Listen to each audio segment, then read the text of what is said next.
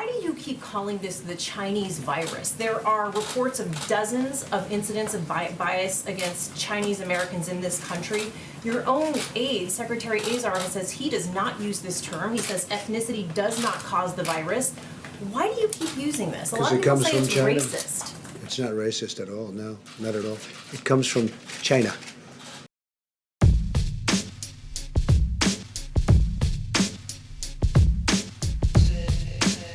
Starting in March, the U.S. underwent strict lockdowns and social distancing orders due to the novel coronavirus. The first large outbreak had been seen in Wuhan, China. Its origin place is still unknown for sure. People blame China, specifically Asian people, as carriers of the virus. The first time Asian people noticed racism was when many of the first Asian people immigrated to the United States. Around the 1940s, especially got worse with World War II and the Korean War. People have feared Asian Americans since their first days of coming to America. This gave birth to the yellow peril, which was the existential threat of Asian people. Since then, due to their hard work ethic that many Asian cultures hold, they have earned the superficial title of model minority. Model minority is something placed on Korean and Asian Americans to supposedly show what other minorities what they should look like. In reality, this stereotype is something completely false and superficial. COVID-19 has given birth to a new sort of peril, and it's the fear that Asians are the transporters of the virus. For example, if I were just to type in the two words on Google, coronavirus and racism, the first 10 to 12 searches that would pop up would be stories of hate crimes, violence, discrimination, and all sorts of things. It's gotten so bad to the point that these are the first searches that pop up when you search up the coronavirus. This is a picture of the Japanese internment camps. It shows how paranoia and fear can quickly take away the status of model minority and how it really wasn't there in the first place. Now, given today's circumstances, fear and paranoia are causing physical harm to Asian American families across the country. For example, in Midland, Texas, a man stabbed an Asian man and his two children at a Sam's Club, accusing them of having the coronavirus. The FBI would later call this a hate crime. Following the events of the stabbing in Midland, Texas, the FBI sent out a warning. In a report released by the FBI Houston office, they say the FBI makes this assessment based on the assumption that a portion of the U.S. public will associate COVID-19 with China and Asian American populations.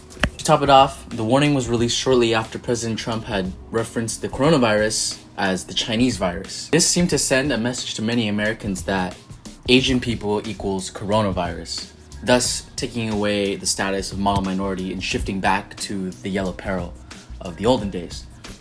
Even as I was looking for the original tweet that Donald Trump tweeted calling the coronavirus the Chinese virus, I just found out 4 hours ago he actually tweeted something about the plague from China, floating in from China, and he's blaming that for ruining the economy. And as you can see, things like this cause the racism and the bigotry to continue when our leader is supporting this and tweeting things like this very casually. Matthew Lee, a health policy researcher, recently wrote an article for NBC News.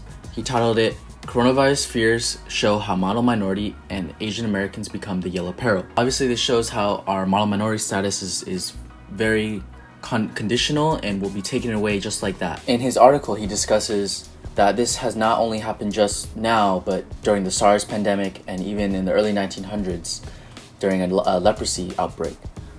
People have long since been racist during pandemics, and it's especially getting bad now in modern days. So in the end, yes, I agree that the view of Asians and Asian Americans has shifted back to the yellow peril, not only temporarily, but for generations to come.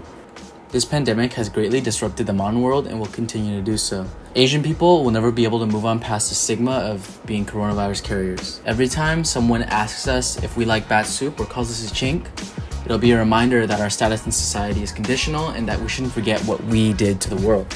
Eventually, we will move on past the coronavirus, but people won't ever move on past the virus of racism.